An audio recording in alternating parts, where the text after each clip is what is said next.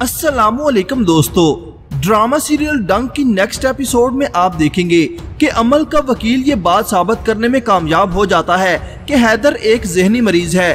तो उधर सफीर के सामने अमल का सच आ चुका है, मगर वो खामोश है। अमल सफीर से कहती है कि मैं बहुत खुशकिस्मत हूँ क्योंकि मुझे पता है कि वक्त बदल जाएगा, सब कुछ बदल जाएगा, मगर आप नहीं बदलेंगे। ये सिर्फ अमल के ड्रामे हैं। अमल ये नहीं जानती कि सफीर उसकी हकीकत जान चुका है।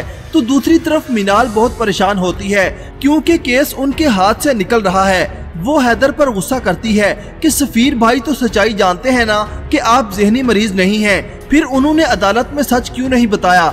इस पर हैदर कहता है कि जज्बाती मत हो। इस पर मिनाल चिल्लाकर कहती है वो लोग तुम्हें पागल साबित कर रहे हैं और मैं जज्बाती भी ना हूँ। जिसके बाद मिनाल सायरा के पास जाती है और उससे कहती है कि अमल ये केस जीत रही है और अमल की जीत हैदर की नहीं बल्कि हम सब की हार है। सायरा अदालत में अमल के खिलाफ गवाही नहीं देना चाहती। जिसके बाद आप देखेंगे कि सफीर अमल से कहता है कि हम सब जानते हैं कि हैदर बिल्कुल ठीक है, तो क्यों झूठ का सहारा लेकर केस जीतने की कोशिश की जा रही है। सफीर की बात सुनकर अमल गुस्से से चिल्लाती है कि सही कहा है बैरिस्टर शहरयार ने, ज़हनी मरीज है तुम्हारा भाई। सफीर अमल की इस बात को बर्दाश्त करता है और अपनी तरफ से सबूत इकट्ठे करना शुरू कर देता है।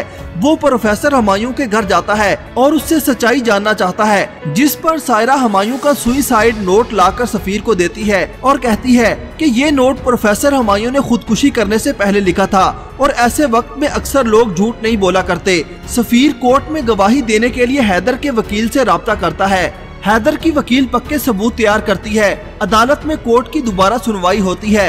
अमल पुर उम्मीद होती है कि केस वही जीतेगी, मगर जब हैदर की वकील सफीर को कटहरे में बुलाने की दरखास्त करती है और साथ ही जज को सबूत देते हुए कहती है कि अमल सफीर के 3 झूठ रजिस्टर्ड हो चुके हैं, ये सुनकर अमल के पैरों तले से जमीन निकल जाती है।